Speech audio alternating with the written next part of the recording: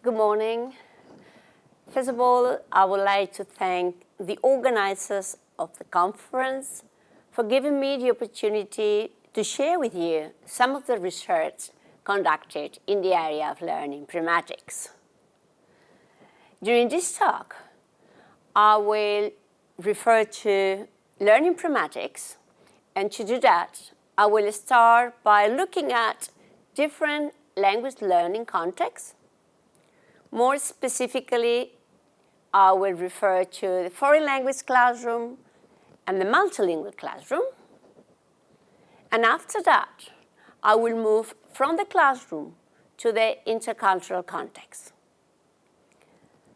While I will refer to this context, I will provide you with examples of research that illustrate how pragmatics can be taught and learned in different contexts. If we have to talk about language learning context, a main distinction between naturalistic and instructed language learning settings is frequently provided. By naturalistic settings, we mean what we call implicit learning and language use for real-world purposes. While instructed settings, we frequently refer to the classroom, where explicit learning, conscious learning, and controlled practice take place. Examples of these two language learning contexts is the EFL, English as a foreign language context, for instance, and ESL, English as a second language context. In the foreign language context, we have no presence of the target language outside the classroom, so students are exposed to input, output, and feedback opportunities in the classroom. And the exposure to the language is the classroom or extra classes, which most of EFL students attend. And then we have the ESL context, second language context, where students are exposed to the language in naturalistic settings. Having said so, more recently, we have faced what has been coined as plurilingual approaches towards English language teaching. Our context, where we have integrations of language in the curriculum, where teachers focus on learners' plurilingual competence, and students are encouraged to use multilingual resources. A good example of this context is the context of Valencian community, where we have different languages, 2 official languages, plus at least English, which is the foreign language that most students study in the classroom. These plurilingual approaches claim, or the underlying assumption of these programs or approaches, is that the multilingual learner is not the same as the monolingual learner. That's to say, we have a multilingual system that is not a product of adding languages, 1 + 1 + 1, but is more complex than that. And as a result, when you approach language learning, you have to, or you should consider this complex system that we have as multilinguals. On top of that, on top of EFL, ESL, and the multilingual context, nowadays, people interact in intercultural contexts by means of face-to-face interaction, but also with the aid of technology. And this is a different language learning context that we have to consider when we look at the area of learning pragmatics. But let me start providing you with an overview of what we have or what we know about learning pragmatics in different contexts. And let's start by the foreign language classroom. So far, research has focused on the opportunities for pragmatic learning in the foreign language classroom, the effects of instruction. These two main topics have been addressed in the second language acquisition research. When we look at opportunities for pragmatic learning, we can say that opportunities for input, output, and feedback are addressed. In relation to input, we know that textbooks and classroom discourse do not provide adequate opportunities for pragmatic learning. The audiovisual material present more challenges. If we look at the effects of instruction, we know the positive effects of instruction, what we call the teachability hypothesis, but we also know that the effects of instructions are more effective for immediate rather than for delayed effects of instruction.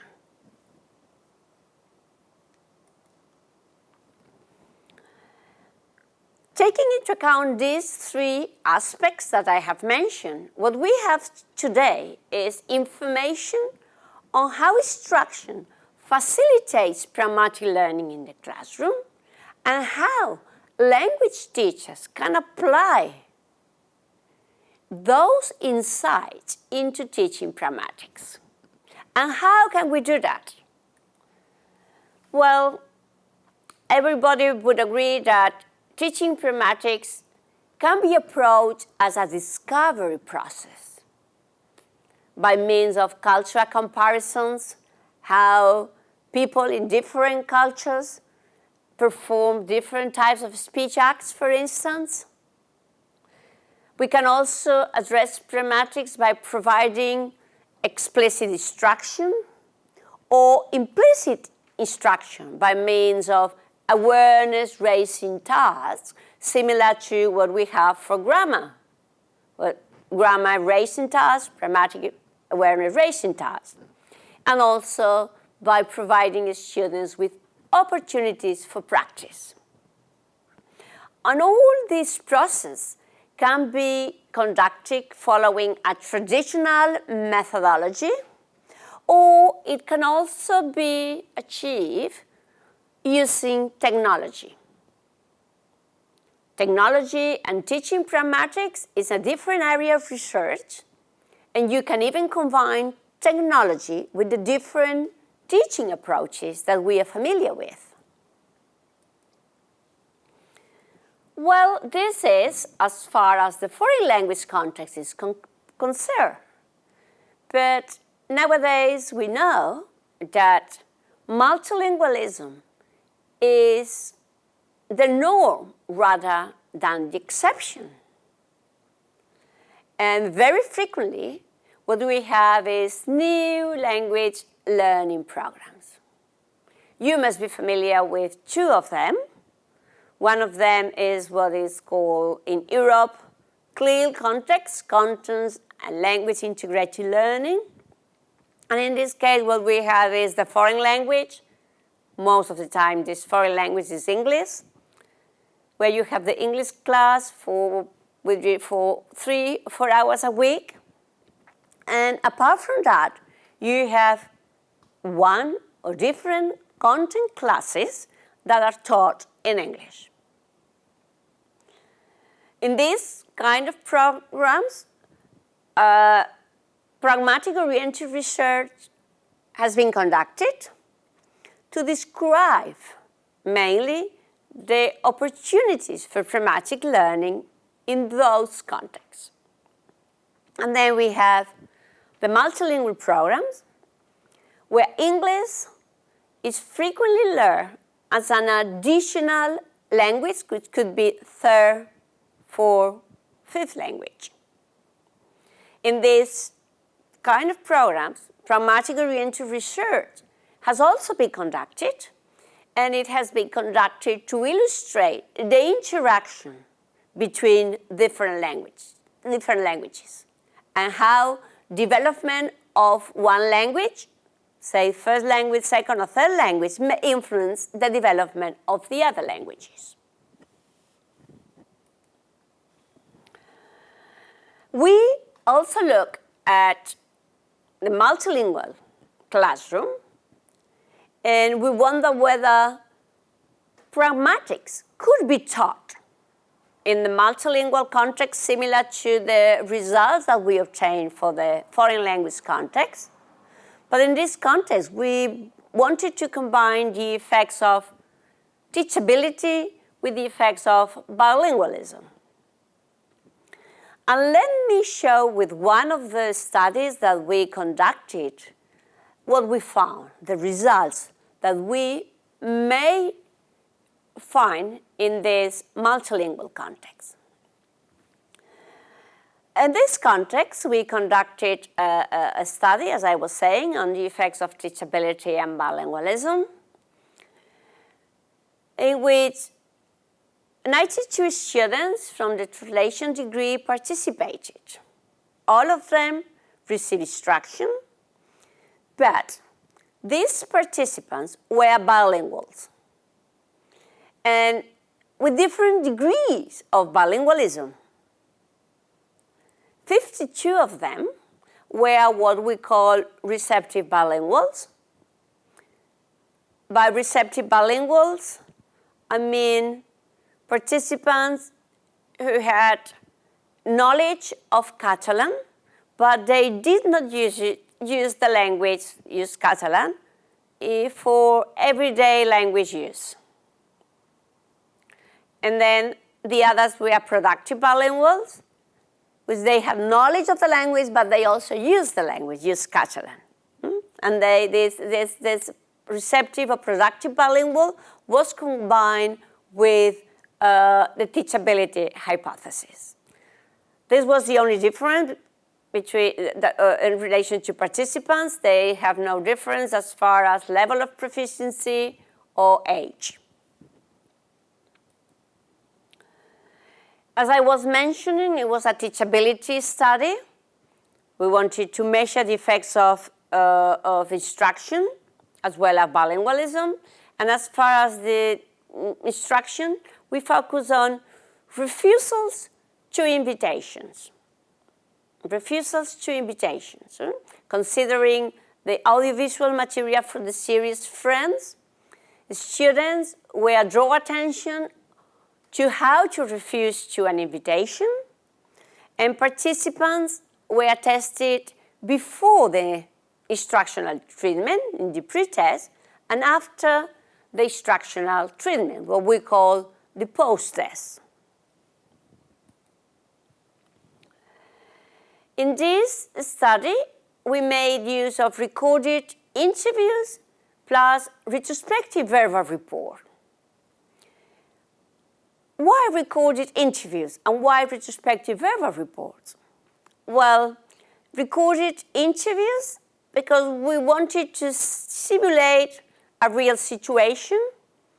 The students were in the international office and they were presented with a real situation that was very likely that they had to refuse to that invitation.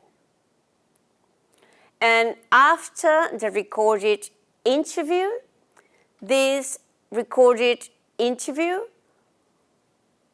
was played back to the student in order to ask him or her what they were thinking when they were refusing the invitation. Here you have one example. You have the recorded interview, and after that the researcher asks, what are you paying attention to and why? According to the answers were coded for pragmalinguistic awareness, sociopragmatic awareness, and linguistic awareness. In the first case, pragmalinguistic awareness was when the participant was thinking about the strategy to refuse. I was thinking a good reason to say no. So he's aware that declining an invitation, you have to provide a reason. And he was looking for the strategy. Also, if he said something such as, well, the relationship with him forces me to find an excuse, in this case, he's referring to the interlocutor, and it is a sign of sociopragmatic awareness. Or the participant just may think about linguistics. I knew the verb was not correct, and I changed. That's a linguistic. He's paying attention to linguistics. With that information, and to summarize the result of this study, we observe that similar to other contexts, ESL, EFL, pedagogical intervention increase learners' understanding of refusals. That's to say, their pragmalinguistic and sociopragmatic awareness that I was referring in the previous slide was higher after the treatment, while the linguistic awareness was similar. However, the study also showed that productive bilinguals, those that were competent and they use both languages, Spanish and Catalan, they perform the receptive bilingual as far as pragmalinguistic and sociopragmatic awareness once the instructional treatment was completed. So here we have an interrelationship between teachability and bilingualism. The question is, was effective the treatment, or was effective because they were bilinguals? And this is a research question that should be further explored, because one interesting aspect that we found is that productive bilinguals show higher communicative sensitivity, independently of whether they have been received instruction or not. So those productive bilinguals, in the retrospective verbal report, they claim things such as, well, you know, he's a friend for me, so I'm not so sure whether I can say no. With this example, what they were doing was showing concern for the interlocutor. Do they show concern for the interlocutor because of their degree of bilingualism? Well, that is another question that we should further explore. In this multilingual context, we need also to analyze the characteristics of multilingual learners. Because depending on these characteristics, we might understand multilingual pragmatic development. And in the Loyola Research Group, the group that I have had the privilege of coordinating for different years, we have also started to look at that. And whereby Safon, for instance, look at pragmatic development in 3 languages, Spanish, Catalan, and English.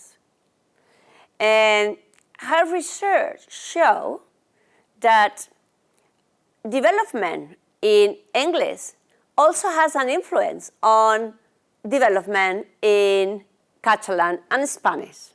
So the cross-linguistic influence is not only in the direction of first language towards third language or second language towards third language, but you can find also the direction third language towards the first and the second language. And similar, more recently, pragmatic development with children, research conducted by Laura Portoles, also show that the knowledge of first and second language influences comprehension of requests, or other studies by Sofia Martin shows multilingual pragmatic development in teenagers.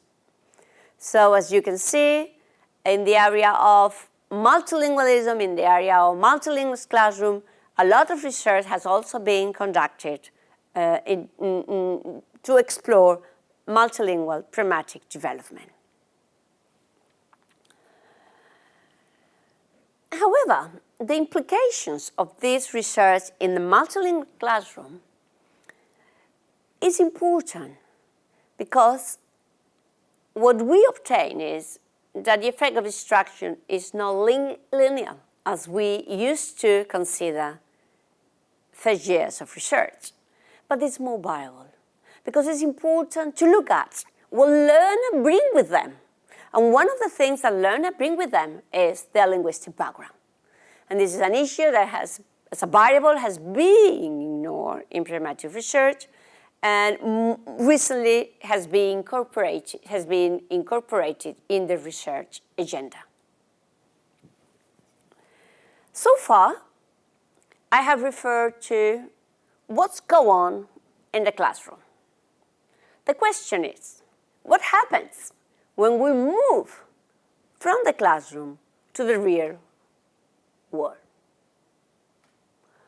What happens is that we interact in intercultural encounters. And in intercultural context, you know that English is widely used. In fact, it's the international language of communication.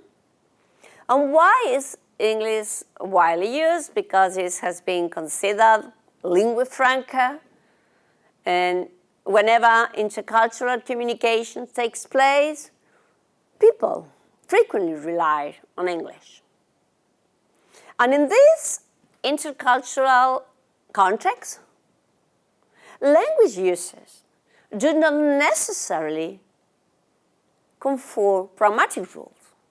They can transfer their pragmatic norms, they can adopt the pragmatic norms of the community, the target community, or not. One example of the intercultural context is the study abroad. You being abroad,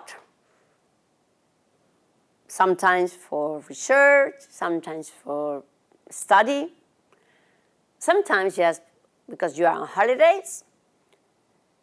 But when you are abroad, you will consider some of the characteristics that I have mentioned before, that you rely on English, that you have intercultural communication, that you have your own pragmatic norms.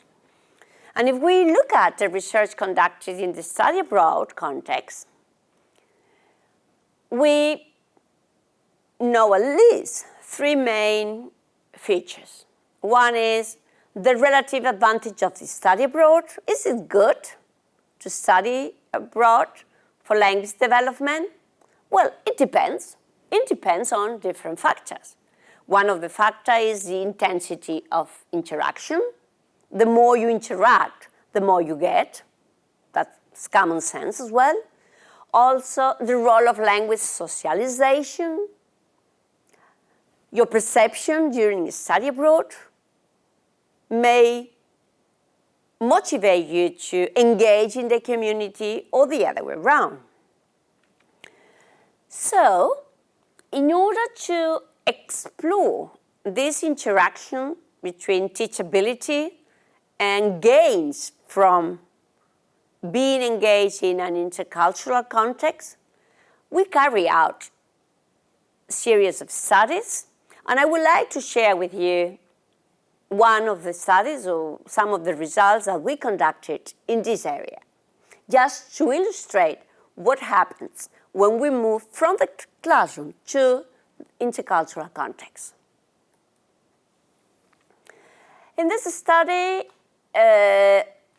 60 Spanish students that were studying abroad for a year participated, and these studies made regular use of email communication, and the emails were the data that we analyzed for this particular study. The participants were divided in two groups, 30 participants that belong to the experimental group, in the sense that they were instructed in request modifiers, and the control group that they made use of email communication, they stayed or they participated in study abroad programs, but they did not receive any instructional treatment. As I was mentioned before, we made use of the students' initiated emails that they addressed to their teachers, and they were collected and analyzed at 4 different times. When they arrived to the country, we call the pre-test. Immediately after the 4 instructional treatment that the people from the experimental group receive, what we call the post-test, then emails were collected 3 months after the instructional treatment, what we call delay post-test, and finally at the end of the year abroad. Well, this was a longitudinal study with 4 different times that we collected the data. This is an example of the emails that we collected. Hi, the name of the maker, hi Jane, for instance. Here is the written assignment. I have some doubts, I would like to talk. Could I go and see you next week? If possible, please, before Wednesday. What do you think? Thank you. Right? So in red, you have the strategy, could I go, which is mitigated. If possible, another request mitigator, and the mitigator, please. Immediately that the student send the email, they receive some questions, what we call learner-guided questions, 3 of them.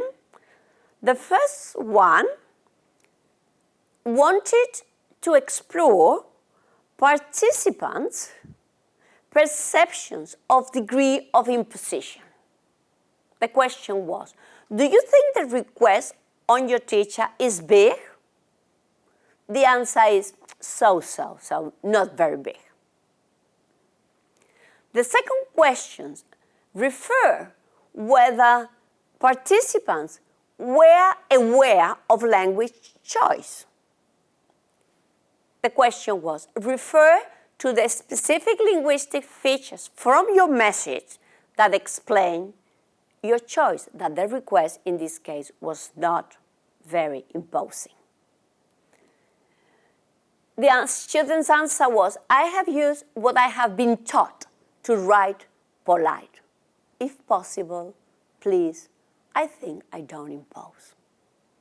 So here, you can see that participant is aware that he has been taught to write polite emails, and by referring specifically to the mitigators, if possible, please. And the third question was related to whether the information that he provided us has been learned in England or not, in the class or outside the class. In this case was, when you wrote the email, did you use any information learned in English? If so, please mention it. Yes, I learned information in England. The teacher gave us information, reporting that information was provided by the teacher in the classroom. In addition to these guided questions, we conducted semi-structured interviews. The semi-structured interviews aim to further understand participant questions in the guided participants' answers in the guided questions. This is another example. As you remember in the previous slide, participants say that the request was not big. And the researcher asked, why do you think the request is not big? And here you have the answer. I don't know. It's different to what I thought before coming here. Now I just copy what they do because I'm not going to be different. But I'm not that sure about it. I often have my doubts, but I have learned a lot. So you can see that he's trying to follow pragmatic norms of the community. I follow what they do. You can also see some doubt. I'm not sure. I have doubts, but happy about I have learned a lot. In the guided question, participants said that the teacher gave that information. So the research asked, did you learn to be polite in class? Well, yes, but also what they do. You can see here the interaction between effects of teachability and effects of being part of the community. So that is how we collected the data. But let's see the results. Here you have a summary of the quantitative finding, how many request modifiers participants used during the 3 times that we collected the data. Pre-test, there was not a statistically significant difference. Post-test, you can see the line, the blue line is the control group with no treatment at all, and the green line with the treatment. In the post-test, you can see that there is statistically significant difference. That's to say, the positive effect of instruction, the immediate effects of instruction, delayed effects of instruction in the delayed test, still positive effects of instruction, but in the post-delayed test, the difference has disappeared. So, how can we explain the quantitative results is, as our study support findings on the relative advantage of the study abroad. It works immediately, but not in the long run.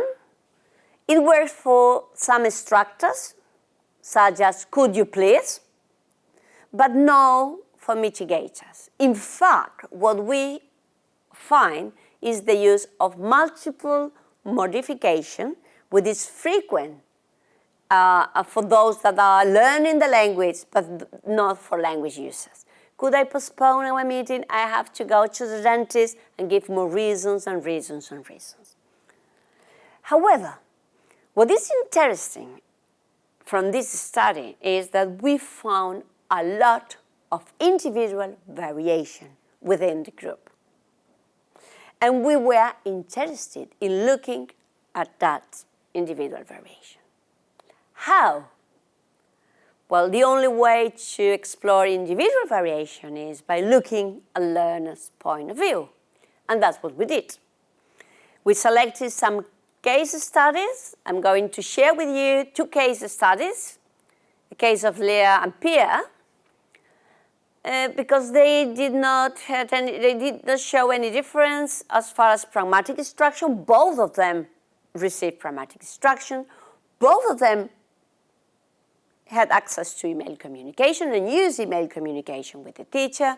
No difference as far as level of proficiency or living arrangements, which living arrangement has been reported to be one variable that may influence results. But they show different variation in their developmental trajectories, in their pragmatic trajectories. Let me show you that. Here you have the Leah and Pierre developmental trajectory at the 4 times that we collected the data. Time 1, there was no difference. Time 2, both of them receive instruction and show pragmatic change with increase in the frequency of request mitigators. There is a decline in line 3 of both of them, but at time 4, their developmental trajectories are different. And the question is why? Well, one tentative hypothesis, our first tentative hypothesis, was that these developmental trajectories may have been influenced by perception, their perception of request imposition. And this is true in the case of Leah. You can see that at time 4, there is a decline in the production of request mitigators if you compare with time 2 after receiving instruction, which is in line with Leah's perception of request imposition. Probably once he has been immersed in the community, her perception of request impositions to the teacher has changed, and this may explain the decrease in request imposition. But this is not the case of Pia, which you can see that after time 3, the decline of request imposition is not in line with her perception of request imposition. At time 3, there is a decline, but there is an increase in perception, and the other way around. At time 4, there's an increase in production, which is not in line with perception, which is a decline. So through retrospective verbal reports and the interviews that we conducted, this is how can we explain these differences in learning pragmatic trajectories. In the case of Leah, the study abroad, being immersed in an intercultural context, was an experience to socialize.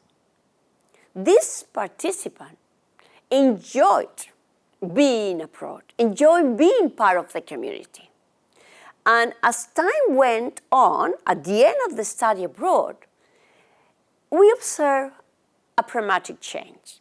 And the pragmatic change is that she adopted the pragmatic norms of the community, where students frequently send informal emails to their teacher, very direct. And in this case, neither the teacher nor the student consider that the request involves a degree of imposition. In the case of Pia, for Pia, study abroad is a learning experience. She struggles to be accepted in the community. And that struggle results in lack of socio-pragmatic knowledge. Very frequently, Pia make use of external mitigators. I would say overuse external mitigators. And she does not follow the pragmatic rules of the norms of the community. Her desire to be accepted in the community forces her to ignore the pragmatic norms. Well, this, and I'm moving to the conclusion, is an example on how learners adapt themselves to communities of practice. In this case, the community of practice was the experience of study abroad, but we have other contexts that are worth exploring. Is, for instance, at work, at intercultural encounters, not academic intercultural encounters, such as the one we have explored here, but others. And in those cases, we can see that independently of instruction, learners follow their pragmatic development, with specific pragmatic development, where individual variation is important, as well as we have to be aware that in those contexts, pragmatic learning is not linear, but complex. It's a complex and dynamic process. In this last study, we have also applied a quantitative and qualitative approach.